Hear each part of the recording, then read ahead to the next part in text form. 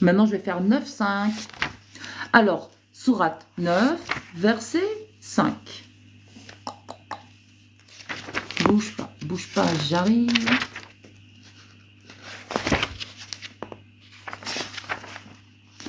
Elle est là.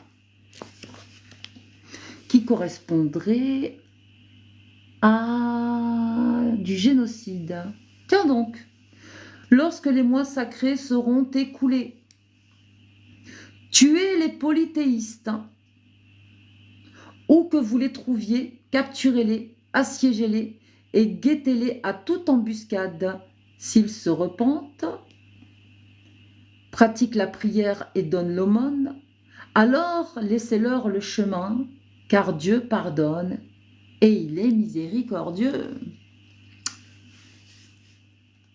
La sourate 9, 28. Tiens, on repart où on était tout à l'heure. Sinon, c'est encore moins drôle. Parce qu'il y a la 28 à lire et la 29 qui correspondraient à de la discrimination, à de la conversion forcée. Allez, on y va. Et c'est le post avec tout ce que je suis en train de vous dire. Je l'ai mis en une seule image dans mon profil. Croyons, les polythéistes ne sont qu'une souillure. Oh! Qu'ils ne s'approchent plus donc de la mosquée sacrée après cette année-ci. Et si vous redoutez une pénurie, Dieu vous enrichira de par sa grâce, s'il le veut, car Dieu est omniscient et sage. On est toujours à la sourate 9, verset 29.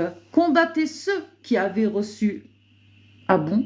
Combattez ceux qui avaient reçu le livre, qui ne croient ni en Dieu, ni au jour du jugement dernier, ni n'interdisent ce que Dieu et son prophète ont déclaré illicite et qui n'acceptent pas la religion de la vérité venue de Dieu. Combattez-les jusqu'à ce qu'ils donnent, après s'être humiliés, la capitation avec leurs propres mains.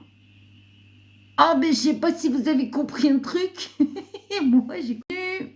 Alors, toujours la sourate 9, verset 30, qui correspondrait à l'extermination des Juifs et des chrétiens. Les Juifs dirent « Isaïe est le fils de Dieu ». Les chrétiens dirent « Le Messie est fils de Dieu, Jesus Christ ». Voilà leurs paroles provenant de leur bouche. Ils disent des paroles similaires aux dires des mécréants avant eux. Que Dieu les combatte. Comment mentent-ils?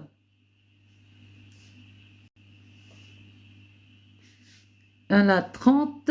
Maintenant, je vais faire le verset 38, toujours de la sourate 9, qui correspondrait, puisqu'on m'a traité de mytho, le djihad offensif. Comme je l'ai dit tout à l'heure, c'est ce qui correspond à l'image que j'ai postée. Donc voilà.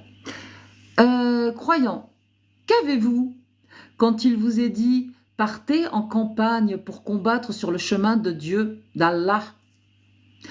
Vous vous appesantissez sur la terre, contentez-vous de la vie présente, de préférence à la vie ultime. Mais la jouissance de la vie présente par rapport à la vie ultime n'est que si modique. Alors, sourate 9, verset 111, qui correspondrait à du terrorisme, du terroro. Alors, attends, bouge pas. 111, sourate 9, 111, il est où? T'es caché où, toi? T'es là, je t'ai trouvé. Tadadam. Alors, on y va. Dieu a acheté aux croyants leurs personnes et leurs biens en échange du paradis. Wesh, Allah, il a des flous. Il achète. Dieu, il achète. Dieu a acheté. Allah a acheté aux croyants leurs personnes. Allah, il m'a acheté. Wesh. Non, mais vous avez compris ou c'est moi qui délire? Et leurs biens en échange du paradis. Il m'a acheté, moi, il m'a acheté mes biens en échange du paradis. Je donne tout à quelqu'un et on va me faire croire que je donne à Dieu, en fait. Les croyants combattent sur le chemin de Dieu. Ils tuent et ils sont tués. C'est une promesse inébranlable qu'il a prise à sa charge, une vérité énoncée dans la Torah, l'Évangile et le Coran. Qui donc est plus fidèle que Dieu à ses engagements? Réjouissez-vous de l'échange que vous avez fait. C'est là le grand succès. Allez, donne.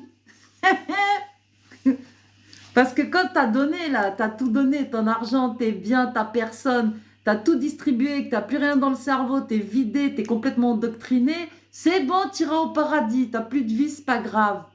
24, verset 33. Je l'ai déjà noté. C'est magique. Hein.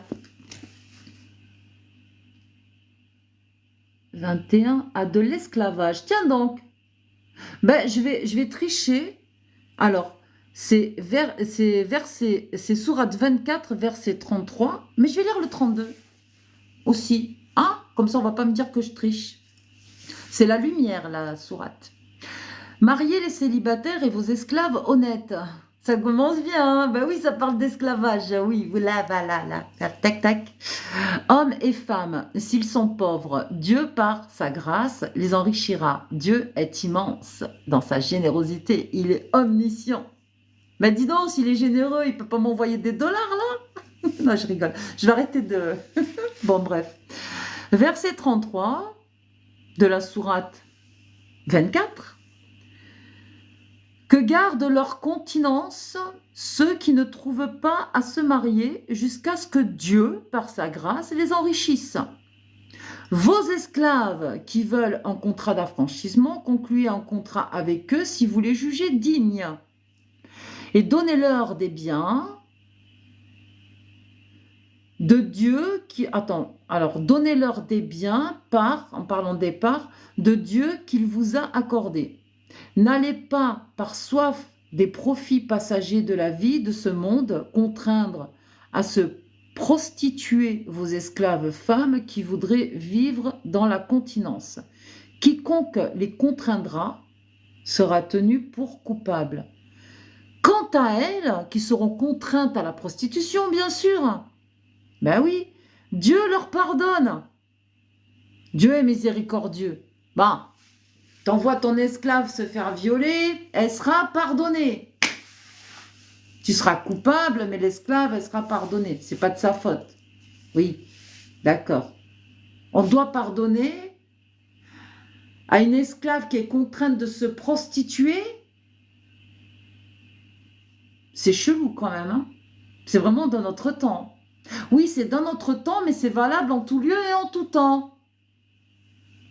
Il n'y a pas une couille dans le pâté. Moi, je continue. Alors, on n'est pas tolérant dans l'islam. Paix, tolérance. Oh, I'm joking. On continue. J'en étais où? Sourate 26, 165 à 169. Moi, je lis tout. Comme ça, vous comprendrez. Parce qu'il n'y avait qu'un seul verset, mais je préfère lire de 165 à 169 parce que c'est des courtes phrases, mais bien explicites. Alors ça s'apparente à de l'homophobie, car il dit à partir du 165, je répète, de la sourate 26, « Et quoi? De ce monde allez-vous au mal ?»